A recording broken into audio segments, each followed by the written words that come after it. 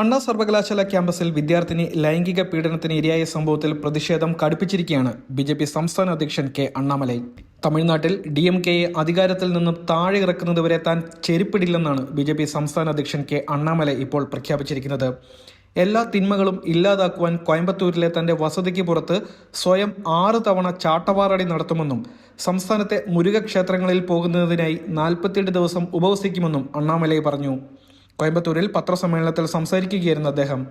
DMK-യെ താഴെ ഇറക്കുന്നതുവരെ കാലിൽ ചെരുപ്പിടില്ല. പണം കൊടുത്ത് തിരഞ്ഞെടുപ്പ് ജയിക്കുവാൻ ശ്രമിക്കില്ല. തിരഞ്ഞെടുപ്പ് വിജയത്തിനായി ശക്തമായി തന്നെ പോരാടും. DMK-യെ പുറത്താക്കുന്നതുവരെ തന്റെ ശപഥം തുടരും.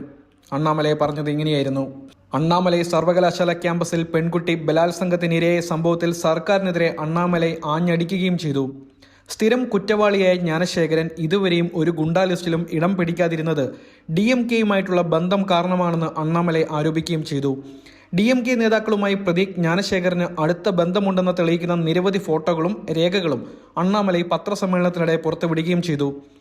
വടക്ക് തെക്ക് രാഷ്ട്രീയം കളിച്ച് ജനങ്ങൾ അഭിമുഖീകരിക്കുന്ന യഥാർത്ഥ പ്രശ്നങ്ങളിൽ നിന്ന് ശ്രദ്ധ തിരിക്കാനാണ് DMK ശ്രമിക്കുന്നതെന്നും സംസ്ഥാനത്ത് നടക്കുന്ന രാഷ്ട്രീയ കളി നോക്കി തുപ്പാനാണ് തനിക്ക് തോന്നുന്നതെന്നും അണ്ണാമലൈ പറഞ്ഞു. മാത്രമല്ല, പെൺകുട്ടിയുടെ പേരും മറ്റു വിവരങ്ങളും അടക്കമുള്ള FIR പുറത്തുവിട്ടതിനെയും അണ്ണാമലൈ കടുത്ത ഭാഷയിൽ വിമർശിച്ചു. പെൺകുട്ടിയുടെ സ്വകാര്യത ലംഘിച്ചതായും അവരെ മോശമായി ചിത്രീകരിക്കുന്നതാണ് FIR എന്നും ആരോപിച്ചു. ഇത് വിവാദമായതോടെ ഓൺലൈനിൽ നിന്ന് FIR പോലീസ് നീക്കുകയും ചെയ്തു. ജനുവരി 23-നായിരുന്നു ചെന്നൈ അണ്ണാ യൂണിവേഴ്സിറ്റി ക്യാമ്പസിൽ 19-കാരിയായ എഞ്ചിനീയറിംഗ് വിദ്യാർത്ഥിനി ബലാത്സംഗത്തിനിരയായത്. സർവകലാശാലയിലെ 2ാം വർഷ വിദ്യാർത്ഥിയാണ് പെൺകുട്ടി. ആൺ സുഹൃത്തിനൊപ്പം പള്ളിയിൽ പോയി മടങ്ങുന്നതിനിടയിലായിരുന്നു സംഭവം ഉണ്ടായത്. സംഭവത്തിൽ കഴിഞ്ഞ ദിവസമാണ് പ്രതിയായ ജ്ഞാനവേലിനെ പോലീസ് അറസ്റ്റ് ചെയ്തത്.